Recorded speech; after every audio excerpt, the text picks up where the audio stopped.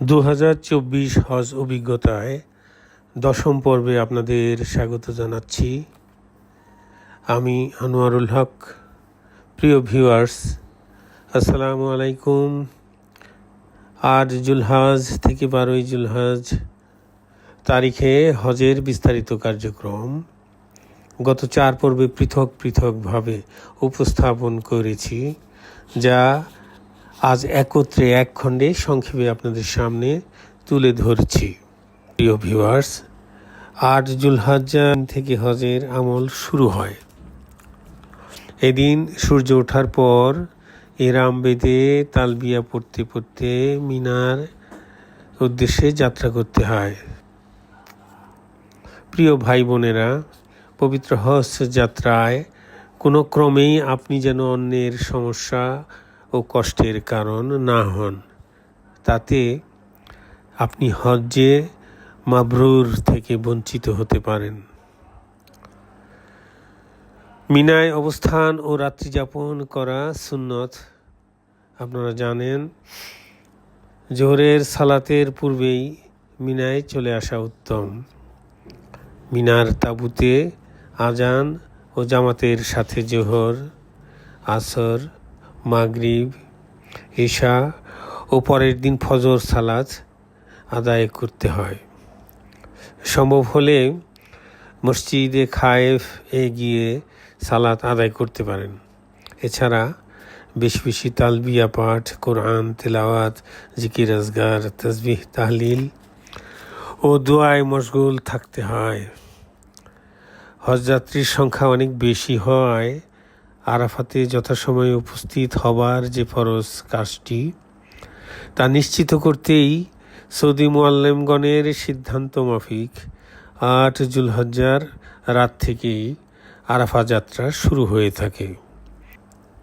প্রিয় ভিউয়ার্স, 9 জুলহজ্জার তারিখ হজের সবচেয়ে বড় রুকন ও ফরজ কাজ হলো সূর্যাস্ত পর্যন্ত আরাফার ময়দানে উপস্থিত বা অবস্থান করা। আরাফার দিন ফজর নামাজের পর থেকে উচ্চস্বরে তাকবীরে তাশরিক পাঠ করতে হবে, যা 13 জুলহজ্জার আসর ওয়াক্ত ফরজ নামাজের পর পর্যন্ত চালু রাখতে হয়। আরাফায় যাবার পথে উচ্চস্বরে বেশি বেশি তালবিয়া পাঠ, কালিমা তাইয়্যিবা, কালিমা শাহাদাত এবং তাকবীরে তাশরিক পাঠ করা সুন্নত। মহিলাগণ যথারীতি নিম্ন স্বরে এ সমস্ত দোয়া পাঠ করবেন। দ্বিপ্রহরের পূর্বে আরাফাতে অবস্থান করতে হবে। আরাফাতে অবস্থানের শুরুতে গোসল করা সুন্নত। আরাফাতে জোহর ও আসর সালাত এক আজানে ও ভিন্ন ভিন্ন 2 একামতের সাথে জামাতে কসর করে আদায় করতে হয়। তবে জোহর ও আসর নামাজ ওয়াক্ত অনুযায়ী আজান দিয়ে জামাতে আলাদা আলাদাভাবেই আদায় করা যায়।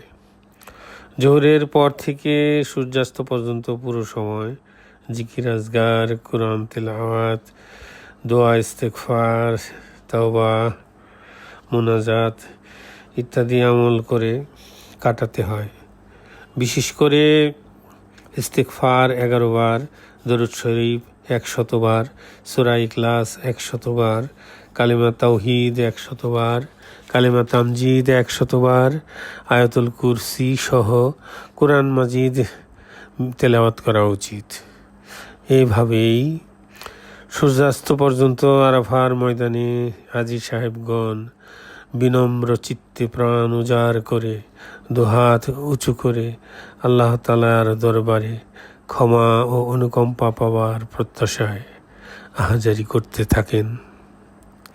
তারপর সূর্য অস্ত গেলে মুজদালিফার উদ্দেশ্যে যাত্রার শুরু করতে হয়।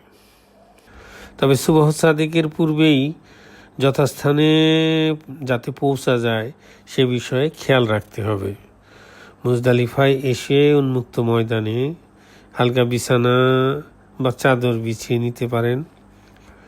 এশার ওয়াক্তে এক আজানে ও পৃথক 2 একামতে প্রথমে মাগরিবের 3 রাকাত ফরজ, তারপর এশার 2 রাকাত ফরজ নামাজ কসর করে আদায় করতে হবে। তারপর মাগরিবের সুন্নাত, এশার সুন্নাত ও বিতর নামাজ পর্যায়ক্রমে আদায় করে নেবেন। মুজদালিফায় রাত্রি যাপন সুন্নাত এবং সুবহ সাদিকের পর কিছু সময় অবস্থান করাও ওয়াজিব। মুজদালিফার ময়দানে ছড়িয়ে ছিটিয়ে থাকা অসংখ্য ছোট বড় কঙ্কর থেকে 70টি কঙ্কর বেছে বেছে সংগ্রহ ও পরিষ্কার করে রাখতে হয়।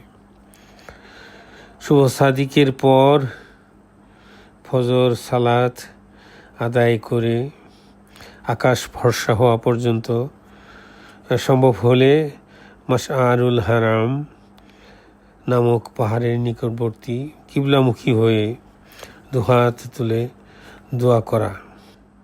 এটি দোয়া কবুলের স্থান। যদি ভিড়ের কারণে এখানে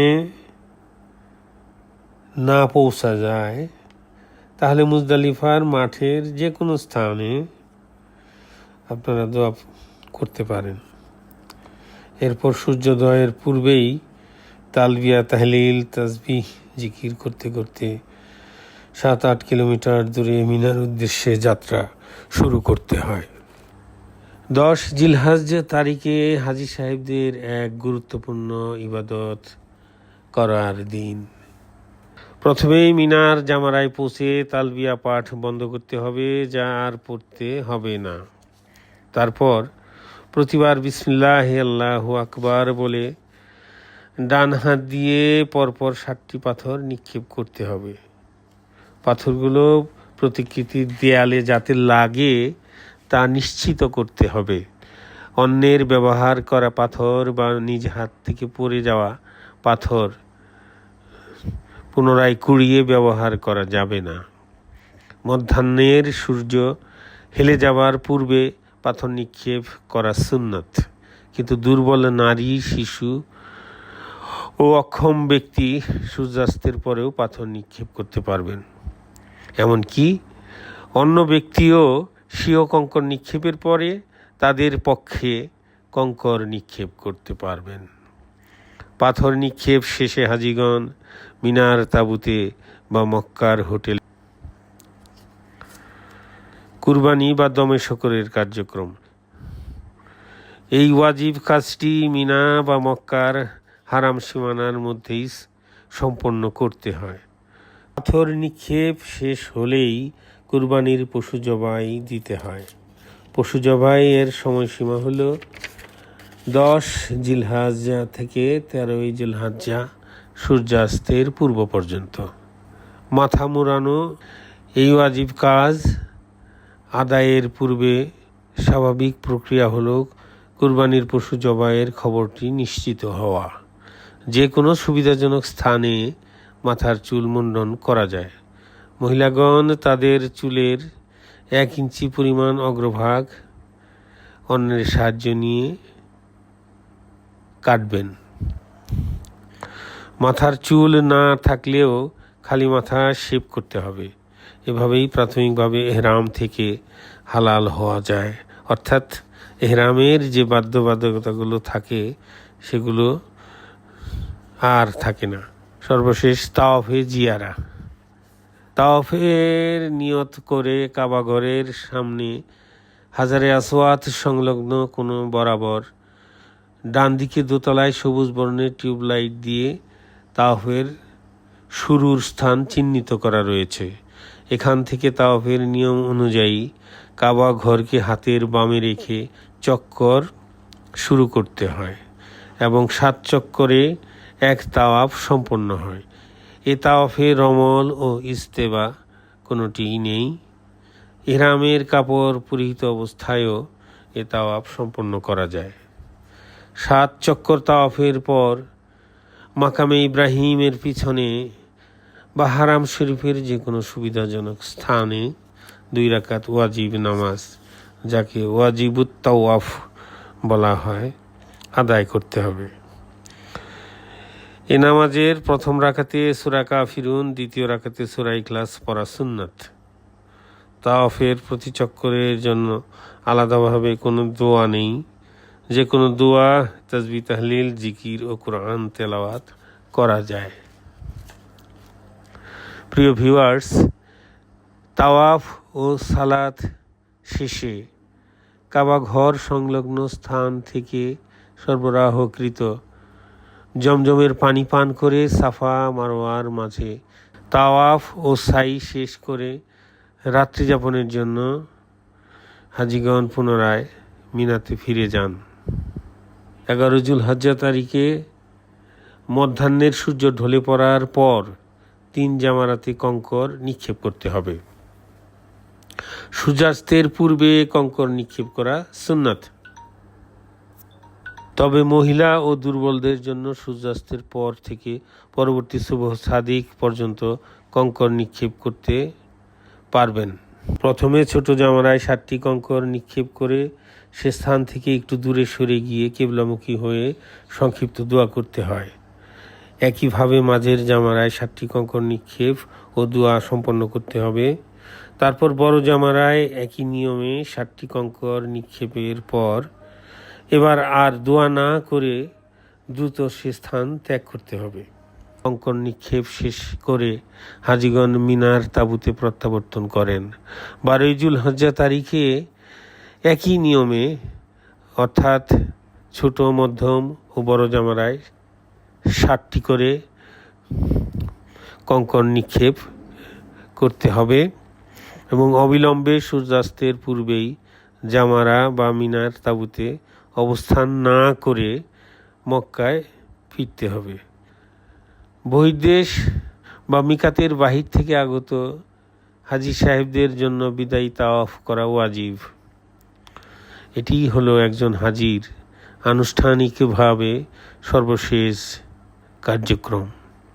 এই কাজটি অর্থাৎ বাইতুল্লাহ শরীফের বিদায়ী তাওয়াফ শেষে যথাশীঘ্রই হাজী সাহেবগণ মক্কা ত্যাগ করবেন। বিদায়ী তাওয়াফ স্বাভাবিক পোশাকে সম্পন্ন করা যায়। এ তাওয়াফে কোনো রমল, ইস্তেবা এবং তৎপরবর্তী সাইও করতে হয় না। প্রিয় ভিউয়ার্স, 2024-এর হজ ট্রিপে মক্কায় 30 দিন এবং মদিনায় 13 দিন মিলিয়ে আমরা সর্বমোট 43 দিন সৌদি আরব ভ্রমণ করেছিলাম। পবিত্র হজব্রত পালনের পরবর্তী অবশিষ্ট সময়ে পবিত্র মদিনা মনোয়ারা সহ বিভিন্ন ধর্মীয় ও ঐতিহাসিক স্থানসমূহ ভ্রমণ করেছি। ধারাবাহিকভাবে সেসব ভিডিও চিত্র আমরা ইউটিউব ও ফেসবুক পেজে সম্প্রচার করব ইনশাল্লাহ। এই কাজে আপনাদের সাপোর্ট একান্তই প্রয়োজন প্রিয় ভিউয়ার্স। তাই পেজগুলিতে ফলো, সাবস্ক্রাইব ও শেয়ার দিয়ে আমার পাশে থাকার সবিনয় অনুরোধ রাখলাম। ধন্যবাদ সবাইকে।